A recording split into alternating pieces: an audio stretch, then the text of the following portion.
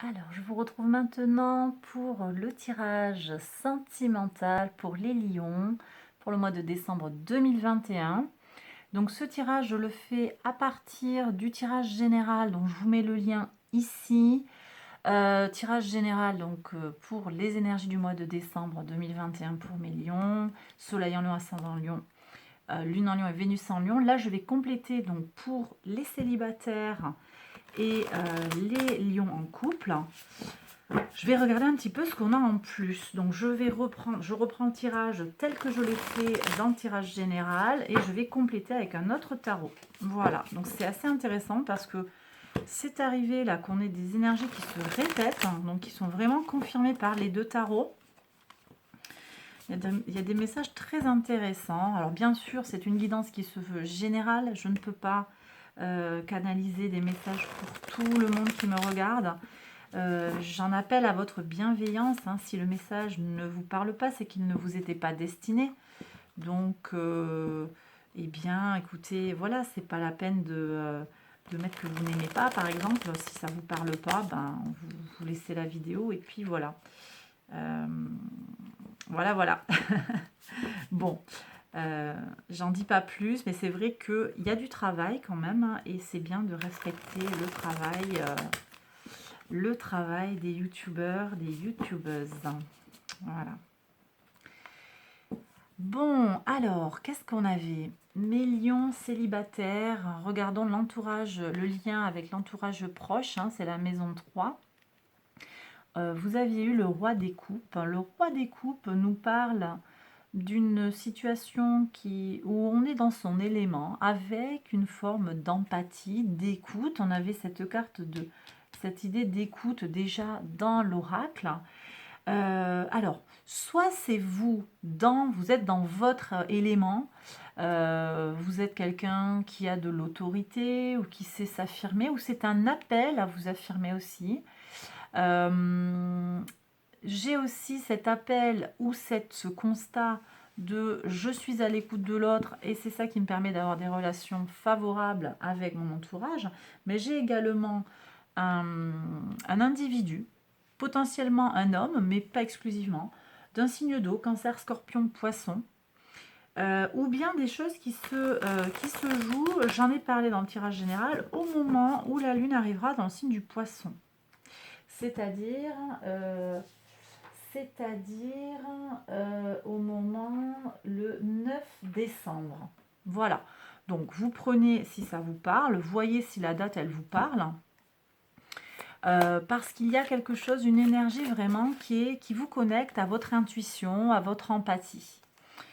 Au niveau du tarot complémentaire, on a le diable. Alors c'est intéressant parce que dans le rapport à l'autre ici, on avait déjà tiré le diable. Alors, qu'est-ce que ça m'évoque? Ça m'évoque, ici j'avais parlé de attention au contrat, attention à l'engagement avec l'autre. Ici on est quand même sur le rapport à l'autre, même si ce n'est pas directement la vie sentimentale pour les célibataires, on est plus sur le couple et l'engagement. Ici quand même, on me reparle du diable, donc là, moi je vois deux choses. Soit il y a des relations d'addiction, peut-être qui vous empêchent d'avancer comme vous le souhaiteriez, mais j'ai aussi de façon très concrète euh, un rapport, allez, comment je vais dire ça? Des besoins sexuels pour certains, je vais avoir des besoins physiques en fait, qui sont là, qui sont exprimés par cette carte. Donc vous prenez si ça vous parle. 10 d'épée, en tout cas, on me dit que les choses arrivent à leur terme. Il y a une fin de cycle. Bon, pour moi, il y a un changement là qui s'annonce. Alors c'est peut-être, hein, vous voyez, on a le renouveau. Donc peut-être c'est aussi qu'on se défait de situations toxiques. Hein. Peut-être que votre entourage, avec votre intuition, ici on parlait aussi on parle ici de se maîtriser aussi et d'écouter son intuition, sa petite voix. Ici peut-être on est aussi avec des gens dont on se rend compte qu'ils nous sont tout à fait défavorables. On arrive au bout de quelque chose et on va repartir sur un nouveau chemin avec un nouvel environnement. qui nous apporte la possibilité en fait de rencontrer quelqu'un d'autre. Dans la vie sentimentale, je vois l'amoureux. L'amoureux nous annonce le potentiel pour une rencontre ou pour la concrétisation d'une relation. Ça ne veut pas dire qu'elle soit très durable pour le moment, ça je n'ai pas d'infos, mais en tout cas, il y a une potentialité de relation. Voilà. Alors, qu'est-ce qu'on a ici? Avec le 6 de denier, on me parle d'une relation qui se fait dans une forme de générosité, de don, de gentillesse. Et on me parle aussi avec le 9 de denier, peut-être d'une personne qui a des moyens. Ça peut être vous, ça peut être l'autre aussi qui vient vers vous, qui a des ressources, hein, c'est pas forcément des ressources, c'est pas forcément de l'argent, peut-être quelqu'un d'indépendant. Ou alors aussi on me parle de comment vous avez besoin de garder votre indépendance. Et c'est ce qui va permettre à la relation d'être équilibrée. Voilà. Donc moi je vois une rencontre possible. Mais il y a un changement à faire ici et on me parle de comment il est important de se défaire de relations qui peuvent être un peu limitantes en fait. Vous savez, des fois, il y a des gens, enfin, vous vous rendez compte dans votre entourage qu'il y a quelqu'un qui, finalement, sous des airs de vouloir votre bonheur, en fait, ne vous veut pas votre bonheur. Et voilà. Mais vous allez faire le tri gentiment, hein. Ça ne veut pas dire que vous allez tout couper les ponts avec cette personne, mais vous allez la remettre à sa place. C'est aussi cette carte qu'on avait du roi de coupe, hein, qui se maîtrise, hein, cette personne qui va affirmer sa présence et qui va poser les choses pour ne plus être envahie.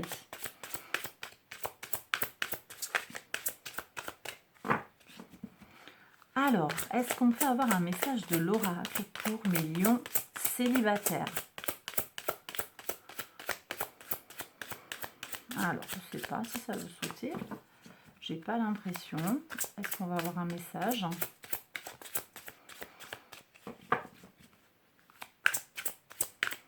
Peut-être qu'il n'y a pas de message, hein, ça arrive. Hop, alors là, il y en a beaucoup. C'est pas ça.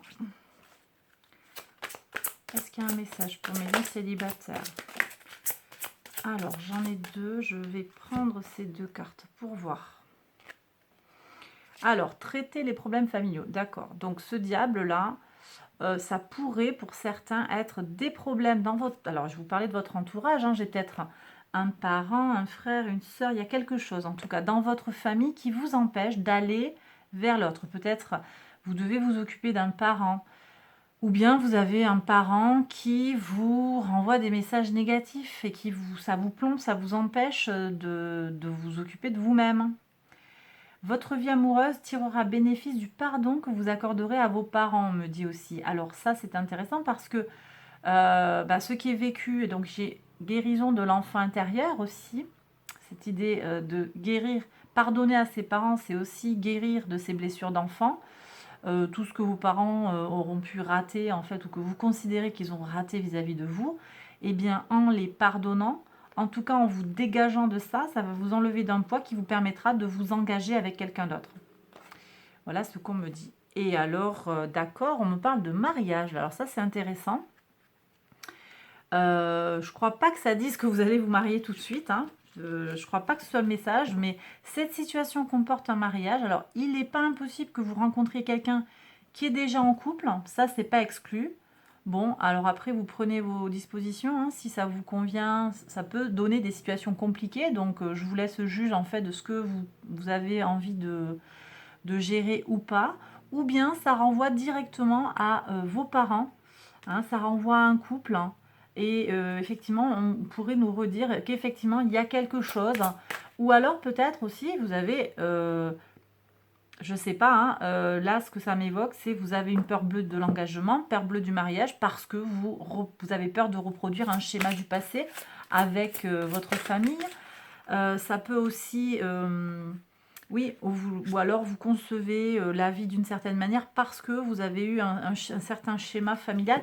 Bref, il y a quelque chose à aller défaire pour voir comment on peut sortir de son célibat si on le souhaite. Vous méritez l'amour, vous êtes digne d'être aimé, d'accord? Bon, voilà, je pense que le message est clair. Donc, sortez-vous un petit peu de tout ça, mes lions célibataires. Votre problème, en fait, enfin, votre problème. Ça, tout ça, c'est pas votre problème, en fait. Donc, vous dégagez-vous du problème des autres, hein, parce que vous, pour vous, vous-même, vous méritez l'amour, et puis le reste, eh bien, veut que la galère, hein, chacun son fardeau, quelque part. N'épousez pas, vous prenez si ça vous parle, hein, ça va pas parler à tout le monde, mais n'épousez pas les difficultés des uns et des autres, chacun sa galère aussi. Vous êtes là, vous pouvez être là en soutien des autres, hein, c'est pas le souci, mais voilà, charité bien ordonnée commence par soi-même. D'accord? Donc si ça vous pénalise au point de ne pas pouvoir avoir du temps pour l'autre, hein, de ne pas pouvoir aller faire de rencontres, ou que ça vous met tellement dans le doute, la peur du rejet, la peur de l'échec, bien voilà. Bon, j'espère que ça vous soutient, tout ça, que ça vous parle, hein, et que ça vous aide, voilà, que ça peut répondre à des questionnements que vous vous posez.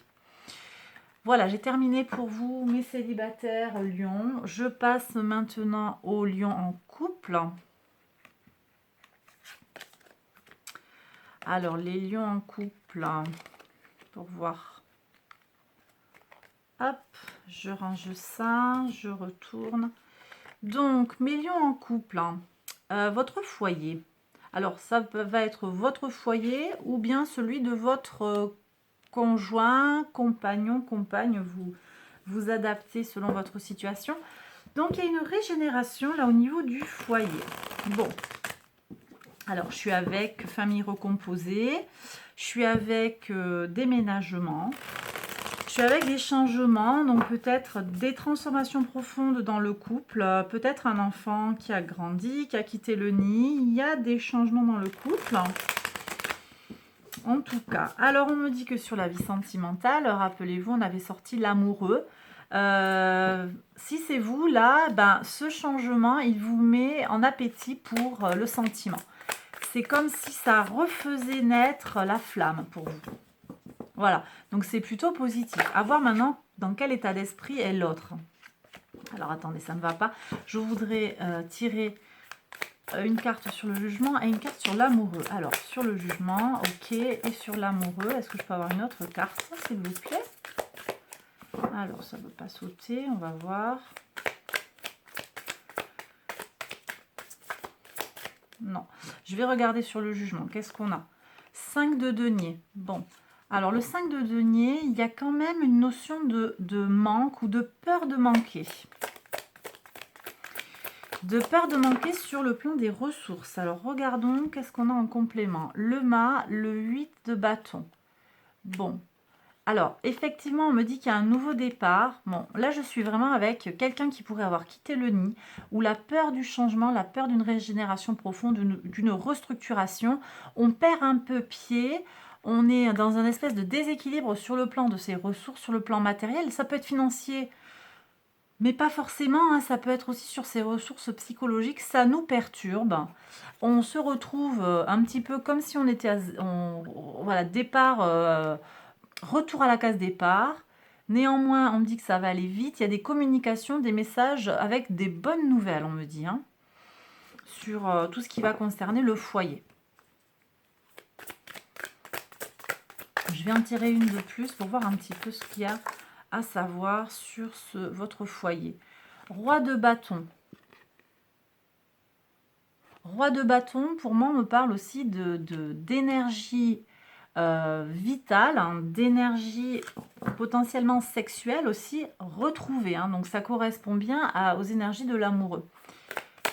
Donc, dans le foyer, il y a quelque chose qui qui renaît, qui s'affirme. On a, moi j'aime bien dire une certaine brillance là, il y a quand même une chaleur, il y a quelque chose de beau, bien entendu, bah, peut-être on a un peu douté à un moment, il y a eu une déstabilisation. Bon, avec l'empereur, on a les énergies du bélier ici qui viennent sur l'amoureux, il y a une concrétisation, c'est encore une figure masculine, il y a une concrétisation, quelque chose qui aboutit, bon, bah, pour moi, là, bon, ça peut paraître un peu figé, mais on est sur un 4 qui stabilise, en fait. C'est plutôt favorable, hein. Moi, je sens des énergies protégé sur le plan de votre vie sentimentale. Et ben, je ressors, tiens, le 9 de denier. Je l'ai eu, je crois, au même endroit pour les célibataires. 9 de denier, ben, on est sur des énergies d'indépendance matérielle. Il y a peut-être aussi chez vous la nécessité d'être indépendant. Vous avez vécu certaines choses, vous ne voulez pas vous retrouver dans une situation de dépendance, pardon. Donc, vous souhaitez marquer votre indépendance et vous vous affirmez comme un empereur, donc que vous soyez un homme ou une femme, hein, avec une certaine autorité. Et puis, ça correspond aux énergies du bélier, ben, qui renvoie au signe de feu, hein, bélier, sagittaire, lion.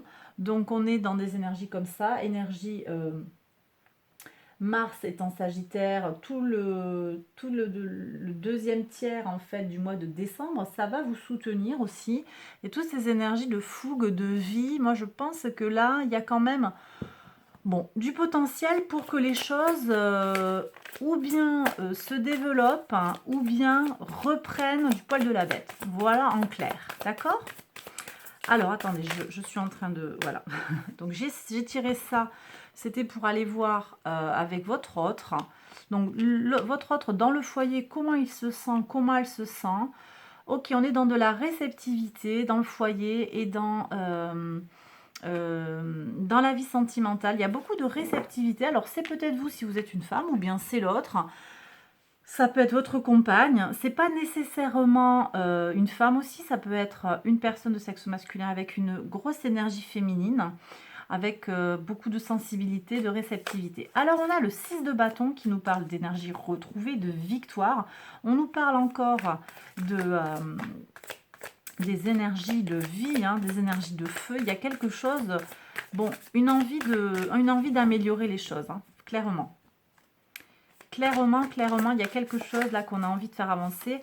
Avec la papesse, on me parle aussi de féminité, de lune, d'empathie. On est dans l'écoute. Hein, je vous disais, la carte de l'oracle tout à l'heure, elle vous parlait aussi de s'écouter. Et je vous ai dit qu'il allait y avoir des nouvelles là. 8 de bâton, on a des nouvelles. C'est pas impossible aussi que vous mettiez en place une communication favorable, hein, pour régler les problèmes.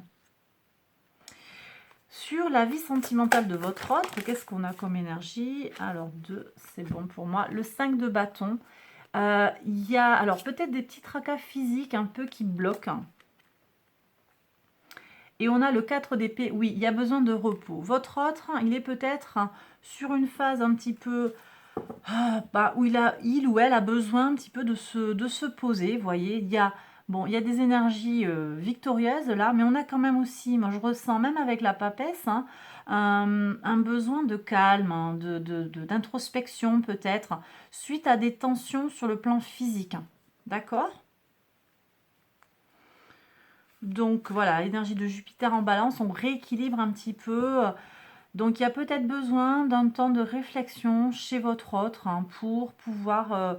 je sais pas, ouvrir le dialogue, ou bien discuter, ou bien ouais, être à votre, comment dire, se remettre dans des dispositions qui correspondraient à ce que vous attendez du couple. Hein. Voilà. Je vais regarder avec l'oracle hein, maintenant, voir si on peut avoir un message un peu plus précis. Ben, ici, ça a sauté de suite.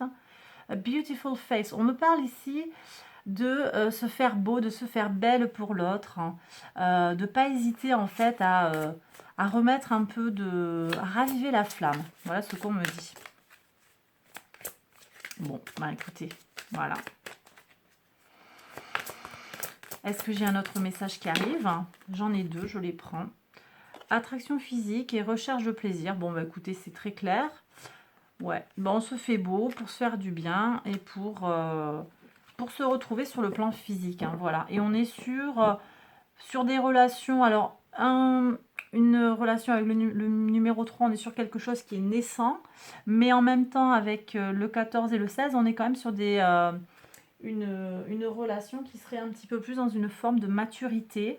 Ou en tout cas, qui serait en explosion, vous voyez, en expansion. Donc, il y a du potentiel en fait pour que votre couple s'exprime à plein. Et bien voilà, mes lions en couple. J'ai terminé le tirage. J'espère qu'il vous a plu et qu'il vous a parlé. Si c'est le cas, n'hésitez pas à liker la vidéo, à vous abonner si vous ne l'avez pas encore fait. Je vous invite également à aller voir les autres vidéos qui concernent votre signe lunaire, ascendant ou vénusien. Je vous invite également à aller voir les guidances générales si vous ne les avez pas encore vues. Je vous retrouve très vite pour une prochaine vidéo. Je vous embrasse bien fort. Pensez à liker, ça soutient la chaîne. Abonnez-vous, partagez la chaîne. Bref, voilà. Merci encore pour tous ces likes et tous ces abonnements. J'espère pouvoir continuer à vous apporter du contenu qui vous intéresse encore longtemps. Et voilà. Donc je vous embrasse bien fort. Prenez soin de vous. Je vous dis à bientôt. Bye bye.